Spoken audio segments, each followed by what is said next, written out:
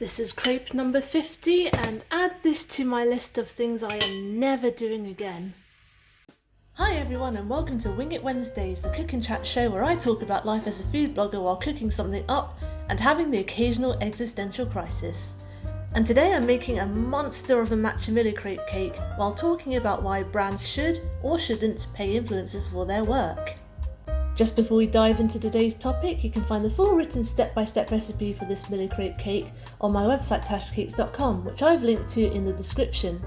On my blog, I make it in a normal sized pan to make a normal sized cake, but for this video, to celebrate 100 of you lovely people subscribing to my channel, I attempted to make 100 layers of crepes by cooking my recipe in a very small pan. But I ran out of mixture at around 66 crepes and decided not to make more because going into lockdown I have few people I can share this giant thing with.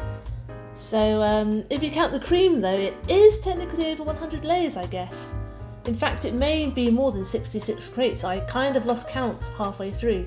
There were just so many crepes. And from start to finish it took about 6 hours, so yep, I am never making this again. Right, on to the rather meaty subject of the week, paying influencers. I asked in my title, should influencers be paid?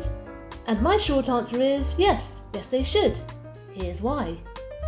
Traditional media loves to paint influencers, bloggers, content creators, whatever you want to call them, as shallow narcissists who show off pretending to live the good life, flaunting stuff that's been handed to them on a silver platter, and having the audacity to claim what they do is real work.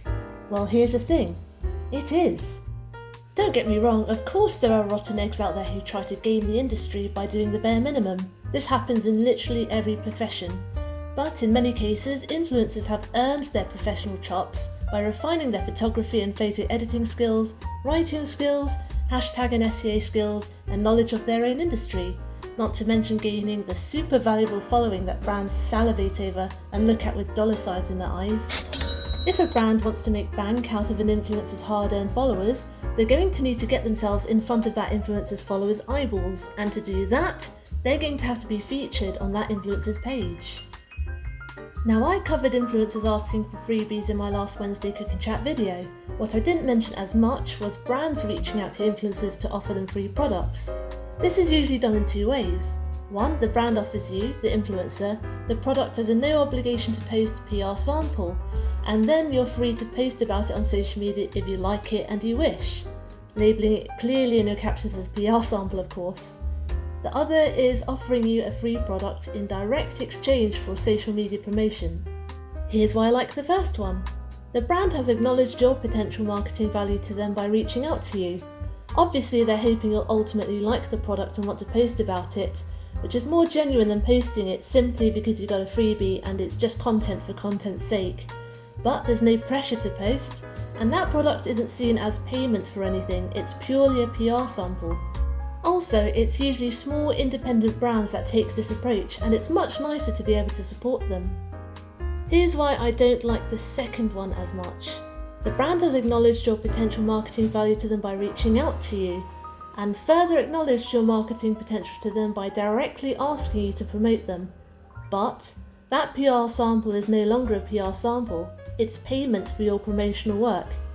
But that's great, I hear you cry. Surely that's a fair exchange, right? Well, depending on the value of the product, of course it rarely is. Imagine this. You're a professional copywriter or designer or videographer. An electric toothbrush company reaches out to you to produce an advert for them. They'll send you a free toothbrush too, so you can accurately portray it. Working on the project will take you half a day to produce the content, on top of your own resources like photography equipment, computers, props, etc. that you've paid for yourself. And of course, it'll take your years of expertise to make it just right.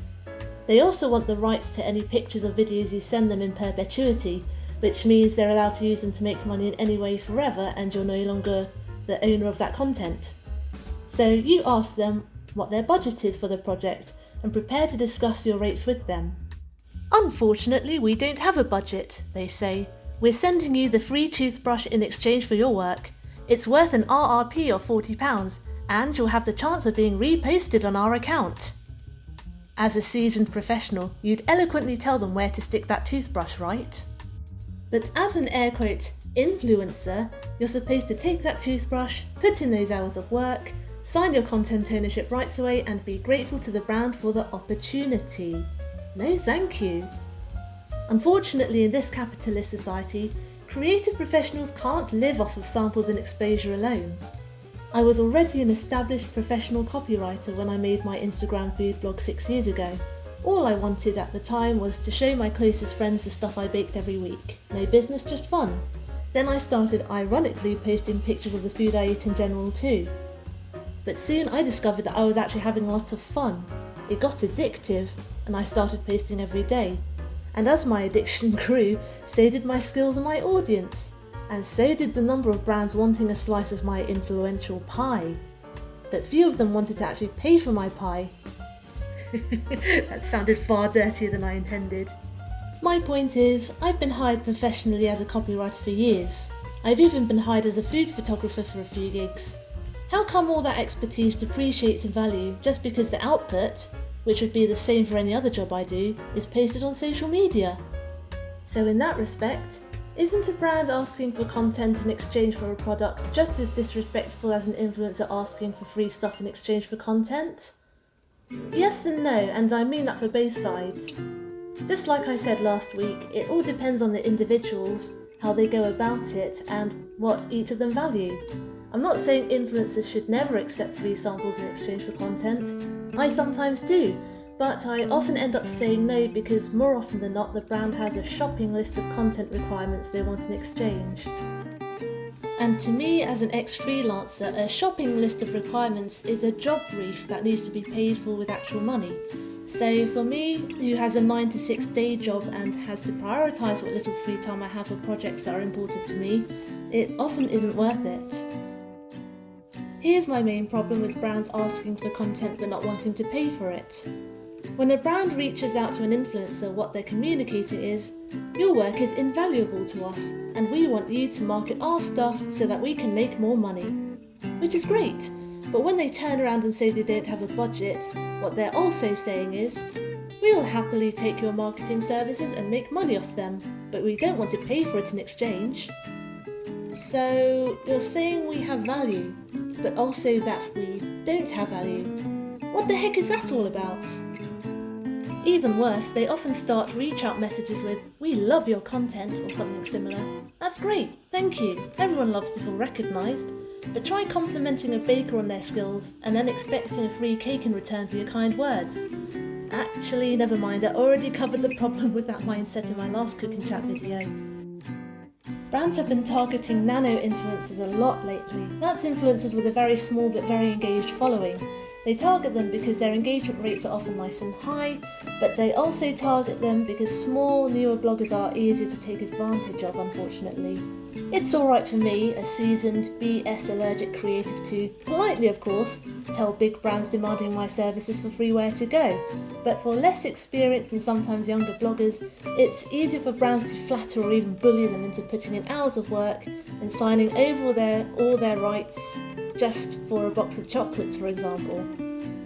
Just a little tip for small bloggers, if a company asks you to do something that you're not comfortable with, and you tell them that, but then they say, well, this other influencer did it, and they have a much bigger following than you, just respectfully tell them that that was their choice, but it's not how you work. Don't let brands guilt you into doing something you don't feel is right or you think is unfair. On the flip side, this works both ways. There are so-called influencers who demand a lot of money but whose output isn't really all that high quality. I've seen some paid-for posts of shocking quality and kind of feel sorry for the brands for paying for this. However, if a brand looks past follower count, which is what too many fall for, and actually looks at a person's page, then they can see whether their posts are usually high quality and have high engagement, or if actually poor quality and poor engagement is a trend. So I feel the responsibility to create a good business relationship falls on both the influencer to produce genuine quality content and on the brand to properly know who they're working with. There are plenty of respectable brands and PR companies who will do you right. And there are plenty more who are only out there to get as much as they can out of you for as little as possible. It's business after all. And we can't rely on every single brand and PR company to be fair, just as brands and PR companies can't rely on every single influencer to be genuine. So what can we do about it? It's simple. Respect both ourselves and each other, and I mean that both for brands and for influencers. At the end of the day, we're all working our butts off to pay our rents, mortgages and bills. If we could all talk nicely to each other, set out what we're offering and our expectations clearly and politely, and then either accepting or saying no respectfully or accepting a no respectfully without flying into an entitled rage, we'd all benefit. Sadly, we're all human beings and all therefore a little bit dim. Of course, I include myself. I especially include myself, I mean, look at this ridiculous cake I'm making. But hey, if influencers want brands to respect them as genuine marketing services more, and brands want to benefit from influencer marketing more, we should all communicate openly and honestly with each other. Thanks for watching and or listening. I hope you enjoyed today's video and found something in it useful, and I hope you'll join me next Wednesday when I'll be chatting about the tricky business of transparency when an influencer is given a freebie or a sponsored opportunity. You can find my full written down recipe of my matcha Mille Crepe on my blog tashcakes.com, which I've linked below in the description box. And you can also find a link to my Instagram page, Tashcakes Tastes, where I basically live my sad life. Subscribe and hit the notification bell if you'd like to see more recipes and hear more about blogging from a blogger's point of view. Comment down below if you'd like me to talk about anything in particular, and I'll see you guys later. Stay safe, be nice, and have a good week.